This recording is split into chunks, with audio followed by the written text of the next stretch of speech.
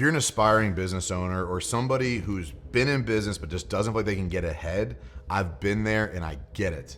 I was in my 20s and I was trying to do this thing called business, and I learned some lessons brutally. It was miserable. It was so hard. And I'm sure you're dealing with something similar. So my name is Mike Claudio, and I went from making 60 grand a year to millions of dollars a year by overcoming these things the hard way.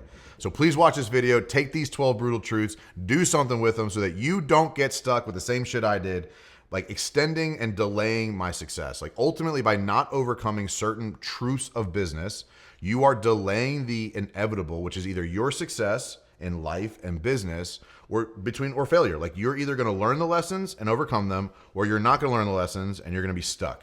So please listen to these things, because this isn't just what I've learned. I've coached hundreds of business owners, hundreds of millionaires on these lessons to help them take the next step to greater levels of success. And I want the same thing for you. Cool? You ready? First, core values need to come first. You might think that core values aren't for you. You might think they're kind of corny. I did too. Like when I first heard about core values, I was like, this is corny. Like the people, like my team's not going to get it. They're going to laugh at me. They're not going to take it seriously. Or like I was a young business owner, and a lot of people that worked for me were older than me.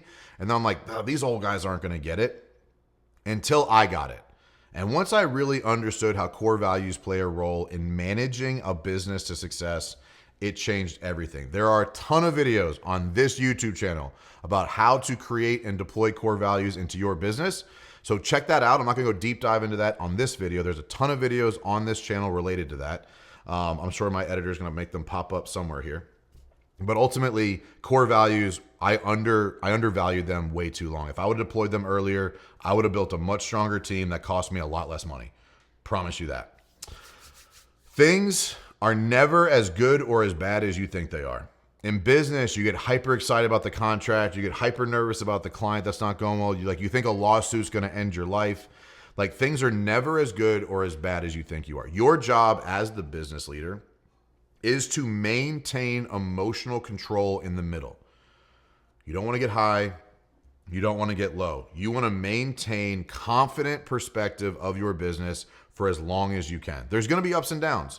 But know that that one contract's not changing your life forever, and that one lawsuit's not changing your life forever. Things are never as good or as bad as you think they are. Your job is to find the middle ground and keep moving forward. No one is going to care about your business as much as you do. Brutal lesson. I used to get so frustrated at people. Like, why aren't you trying harder? Look at how much I care. Why don't you care too? No one. And as much as like you want to believe your top performer cares about you, no one cares about your business as much as you do. 2 reasons that's important. 1, they're not as sticky as you want them to be. They will leave for personal reasons unrelated to you. And 2, they're never going to try as hard as you try. I see a lot of business owners going like, well, I can sell $1 million a year, so they should be able to. Nope, they can't. They don't want to work that hard. They don't want to try that hard. They don't want to come projections that hard. They don't want to do that. So expect when you start to hire people that they're going to give 60 to 80% of what you can do. Maybe. Okay. So if you build a team around like, well, they should be able to do what I do, you're going to be wrong. I can't tell you how many people I hired that I was like, they should be able to do what I do. And then I built a plan around them being able to do what I can do. And then it never happens. And then you're like, what? Why aren't you working harder for me? And it builds this toxicity and issues and conflict inside your business. So no one is going to care about your business as much as you do. Next, things are going to take way longer than you want or think they're going to. It is forever true. I have not once seen this not proven accurate. Everything you want to accomplish in your business is going to take longer than you think it should or want it to. And so when you start to get impatient and you start to get desperate and you try to force things to happen, that's when you start to mess up. Patience is an absolute skill set in business ownership. When you start to get desperate and you start to force things, that's when you actually start to break stuff. Being patient can feel like you're not doing enough. Being patient can feel like you're not moving fast enough. Being patient can feel like, well, someone online, so I'm not working hard enough, so let me go work harder. That's not always the answer. Like, patience is a skill set. I believe that patience has been one of my superpowers that has gotten me more success than the hard work ever has. You need both. Hard work without patience, you burn out. Patience without hard work, you just sit there and do nothing, okay? Like, there's definitely a dichotomy and a blend of those two things coming together, but patience is absolutely necessary because it's going to take longer than you want. Because it's also going to cost more than you think it's going to.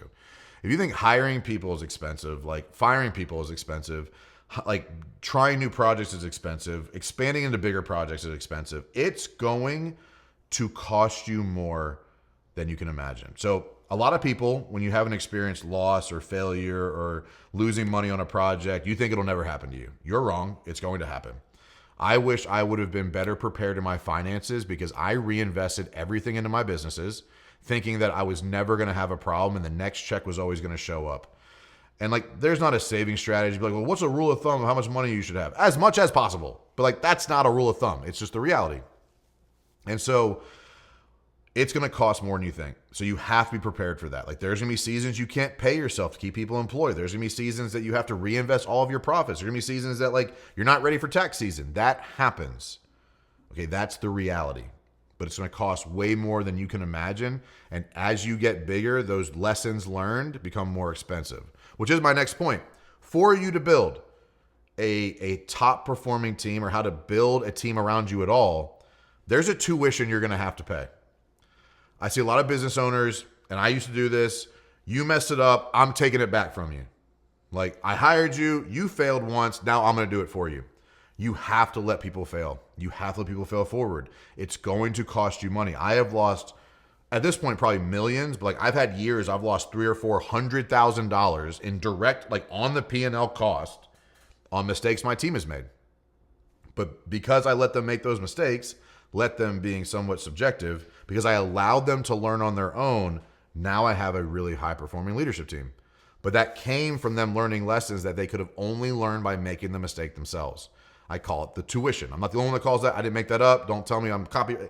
It's called the tuition, okay? I'm not about college, but I'm about paying tuition. Tuition is the cost of mistakes to scale, grow, and evolve you and your company. Top line revenue is one of the least important numbers that you need to track. Brutal truth. Man, I'm doing millions. No, revenue is an ego thing. Profit is how you sustain.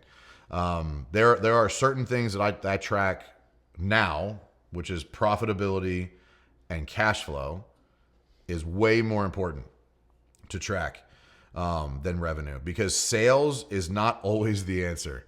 I will promise you, if you are not tracking profits and you increase sales to solve the problem and you are selling something that is not profitable, at some point that bill is going to show up, and at some point there's going to be no money left to pay it. That is a brutal reality. When you don't know that the product you're selling is not profitable enough and you think more sales will solve this problem, it is not going to solve the problem. It is absolutely going to bury you in an insurmountable amount of debt because you're not actually making profit. You're making revenue.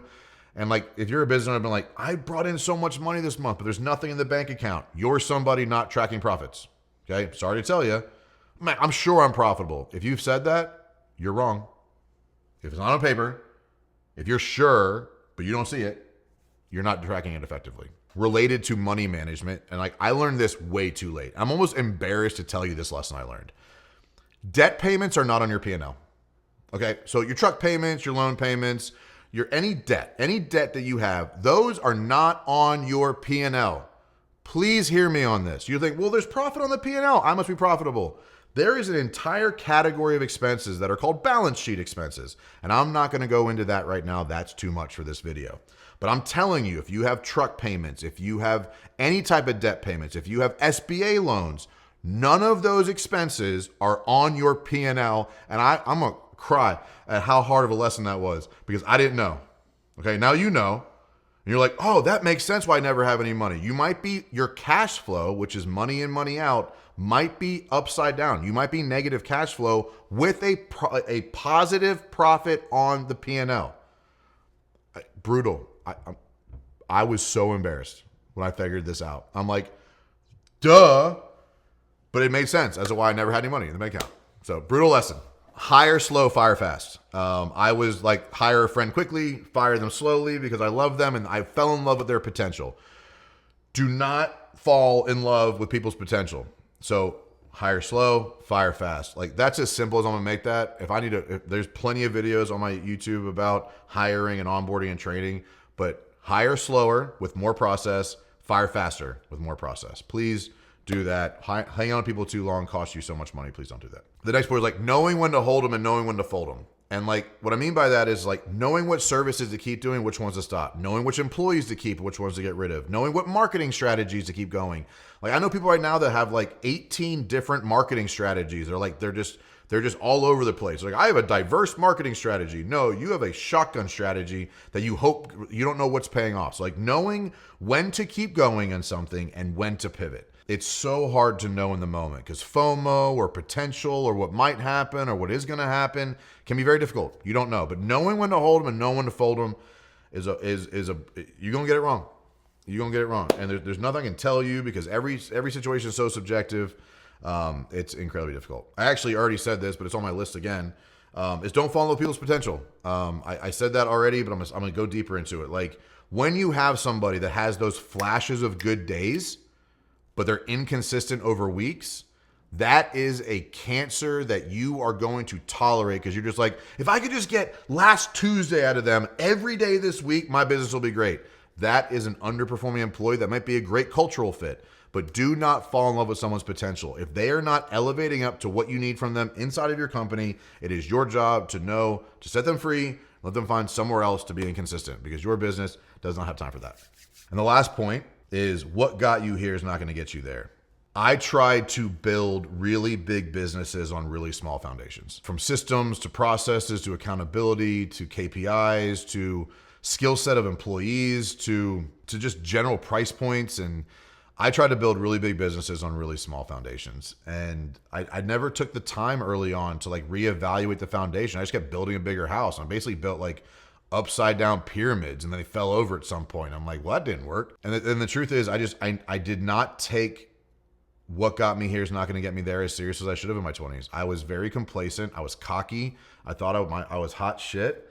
And I wasn't. The truth is I wasn't. I got humbled pretty hard in my 20s. And it taught me a lot of lessons and I didn't give up and I kept on going. And that's why I am where I am now. But I did not understand the reality of sometimes you need to stop scaling to expand the foundation, to rebuild part of it, to evolve part of it, to strengthen part of it. And what that looks like in tactical is like replacing people, upgrading processes, new technology, better resources, better subs, better money management, better outsource partners. Like as you grow a company, sometimes you have to stop going up and you have to start going out at the foundation to support it. And yeah, please build a big house on a small foundation. Let me know how that goes for you. But overall, these are 12 lessons, brutal lessons that I learned in my 20s that have helped me make millions and millions of dollars in my 30s. If you want to learn more lessons about this, about how to win at life and business, click the link. We're giving away part of our online course for free to you for being here and watching this whole video. I'm proud of you. You watched the whole thing. That's great news. Now do something about it. Click the link. Sign up for the free course, watch some of the videos, implement, and then let us know how it helped you win fast and win often.